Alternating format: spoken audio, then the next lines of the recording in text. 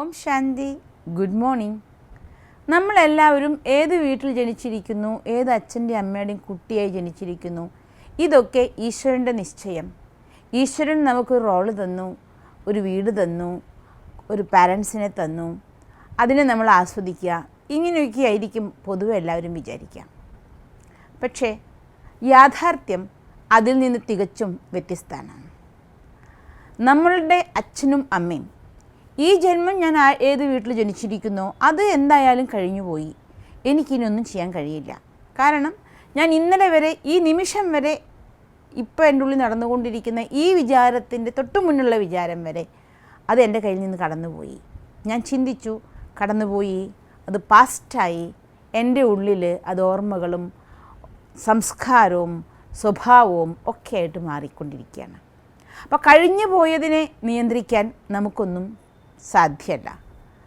ഇന്ന് ഈ നിമിഷത്തിൻ്റെ സങ്കല്പം വരെ ഞാൻ എങ്ങനെ ചിന്തിച്ചോ പ്രവർത്തിച്ചോ അതൊക്കെ കൂടിയിട്ടാണ് ഇപ്പോഴത്തെ എൻ്റെ ജീവിതം, അഥവാ എനിക്ക് കിട്ടിയിരിക്കുന്ന ഈ ജീവിതം. പക്ഷേ വർത്തമാനത്തിലെ ഈ സമയത്തെ ഒരു സങ്കല്പം ഞാൻ ഏത് രീതിയിൽ ചിന്തിക്കുന്നു, ഏത് രീതിയിൽ പ്രവർത്തിക്കുന്നു, ഇതെല്ലാതും എൻ്റെ അടുത്ത ജന്മത്തിനെ നിശ്ചയിക്കുന്നു എന്നുള്ളത് വലിയ ഒരു സത്യമാണ്. നമ്മുടെ ഉള്ളിൽ ഈ സങ്കല്പത്തിൻ്റെ പ്രവർത്തനം എങ്ങനെയാണ് എൻ്റെ ജന്മജന്മങ്ങളിലേക്ക് സ്വാധീനിക്കുന്നത് എന്ന് നമുക്കൊന്ന് മനസ്സിലാക്കാം. എൻ്റെ ഉള്ളിൽ ഒരു സങ്കല്പം വരുന്നു, ഞാനൊരു കാര്യത്തെക്കുറിച്ച് ചിന്തിക്കുന്നു. സാഹചര്യം, വ്യക്തി, ഞാൻ ജീവിക്കുന്ന ചുറ്റുപാട്, അതിനൊക്കെ ഉപരിയായിക്കൊണ്ട് ഞാൻ ഈ നിമിഷം ഏത് സാഹചര്യത്തിലും എന്ത് ചിന്തിക്കുന്നു, ആ ചിന്ത എൻ്റെ ഉള്ളിൽ ഉദിക്കുന്നതനുസരിച്ച് ഞാനൊരു വാക്ക് പറയും. എൻ്റെ വാക്ക് അതിൻ്റെ ആധാരത്തിലല്ലേ വരിക. അപ്പോൾ നമ്മുടെ തോട്ട്സ് ലീഡ്സ് ടു വേർഡ്സ്. ഈ വാക്ക് അനുസരിച്ചാണ് നമ്മൾ കർമ്മം ചെയ്യുന്നത്. അപ്പോൾ വേർഡ്സ് ലീഡ്സ് ടു ആക്ഷൻ. നിരന്തരം ഏത് രീതിയിൽ നമ്മൾ ചിന്തിക്കുകയും പറയുകയും പ്രവർത്തിക്കുകയും ചെയ്യുന്നു, ഇത് നമ്മുടെ സ്വഭാവമായി തീരും. Action leads to habit.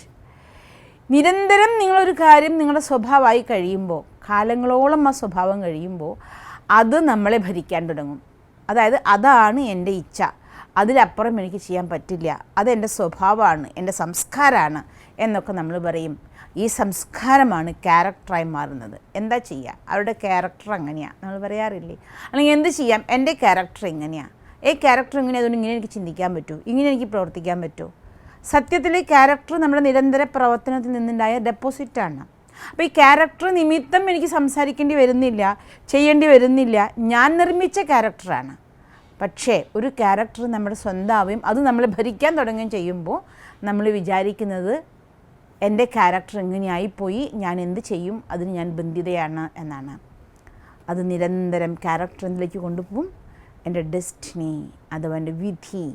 അപ്പോൾ ഞാൻ നിരന്തരം ഈ കർമ്മത്തിൽ, ഈ ഒരു സൈക്കിൾ, എല്ലാവരും തോട്ട്സ് വരുന്നു, ഇപ്പോൾ വന്ന തോട്ട്സ് വാക്കാകുന്നു, അത് കർമ്മമാകുന്നു, കർമ്മം അത് സ്വഭാവമാകും, സ്വഭാവം നിരന്തരം ചെല്ലുമ്പോൾ ക്യാരക്ടറാവും, ക്യാരക്ടർ എൻ്റെ ഡെസ്റ്റിനിയാവും, എൻ്റെ വിധിയാവും.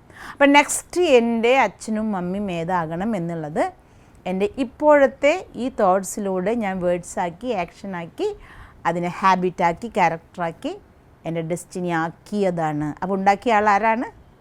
ഫസ്റ്റ് തോട്ട് എവിടെ നിന്നാണ് വന്നേ? എൻ്റെ ഉള്ളിൽ നിന്നാണ്.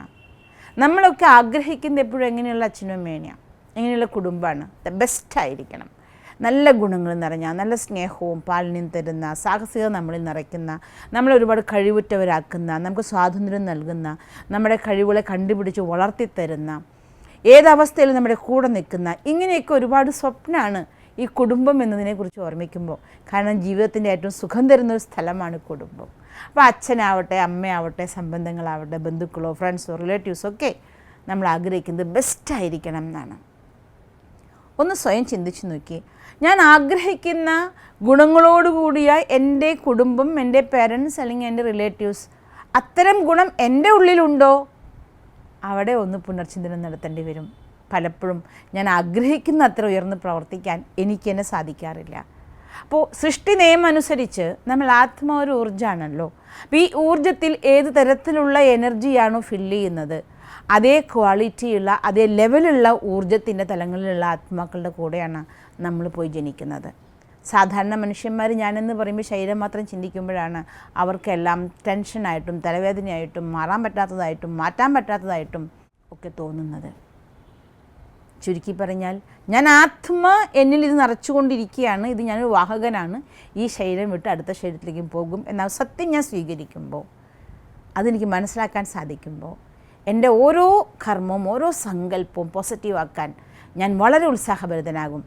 എന്തുകൊണ്ടാണെന്ന് വെച്ചാൽ ഇപ്പോൾ ഞാൻ ക്രിയേറ്റ് ചെയ്യുന്ന ഈ പോസിറ്റീവ് സങ്കല്പം, പോസിറ്റിവിറ്റിയുടെ സ്ട്രെങ്ത്ത്, ഗുണങ്ങളുടെ ആധാരത്തിൽ എൻ്റെ കർമ്മം ചെയ്യാൻ എന്നെ സഹായിക്കും.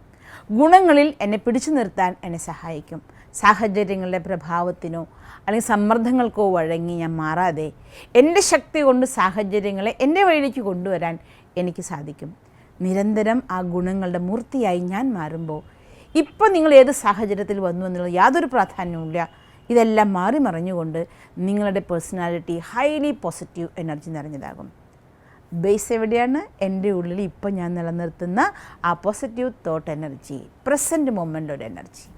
അപ്പോൾ ആ തോട്ട് എനർജി ഹൈ ആകുന്നതോടുകൂടി എൻ്റെ സംസ്കാരം ഹൈ ആയി ഞാൻ ആഗ്രഹിക്കുന്ന രീതിയിലുള്ള ആ ഹൈറ്റ്സ് എൻ്റെ ഉള്ളിൽ കൊണ്ടുവന്നാൽ ഈ ബോഡി വിട്ട് ഞാൻ പറക്കുമ്പോഴും സെയിം ക്വാളിറ്റിയുള്ള സെയിം ലെവൽ എനർജിയുള്ള ആത്മാക്കളുടെ കൂട്ടത്തിലേക്ക് നമ്മൾ വലിക്കപ്പെടും. അപ്പോൾ അവിടെ നമ്മൾ നല്ല അച്ഛനും അമ്മയുടെ കൂടെ ജനിക്കും. അപ്പോൾ അടുത്ത ജന്മത്തിലെ പാരൻസ് എല്ലാം നമുക്ക് ഇവിടെ നിശ്ചയിക്കാൻ പറ്റും. അതിന് നിങ്ങൾ ചെയ്യേണ്ടത് വലിയ കടുത്ത സാധനയൊന്നുമില്ല. ഒരു സിമ്പിൾ സാധന, വർത്തമാന സമയത്തിലെ നിങ്ങളുടെ ഒരു എനർജി പോസിറ്റീവ് തോട്ടിൽ സസ്റ്റെയിൻ ചെയ്യാൻ, സ്ഥിരമായി നിൽക്കാൻ, കർമ്മത്തിലേക്ക് അതിൻ്റെ സ്വാധീനത്തിലൂടെ ചെയ്യാൻ അത്രമാത്രം സാധന ചെയ്താൽ അടുത്ത ജന്മം നമ്മൾ ആഗ്രഹിക്കുന്ന പോലുള്ള പാരൻസിൻ്റെ കൂടെ, ഫ്രണ്ട്സിൻ്റെ കൂടെ, റിലേറ്റീവ്സിൻ്റെ കൂടെ ജനിക്കാം. നിങ്ങൾക്കും നിങ്ങളുടെ ജീവിതത്തെ നിങ്ങളുടെ ഇച്ഛ പോലെ ആക്കാൻ സാധിക്കട്ടെ. അതിനുള്ള ശക്തി സർവേശ്വരനിൽ നിന്ന് ലഭിക്കട്ടെ. ഓം ശാന്തി.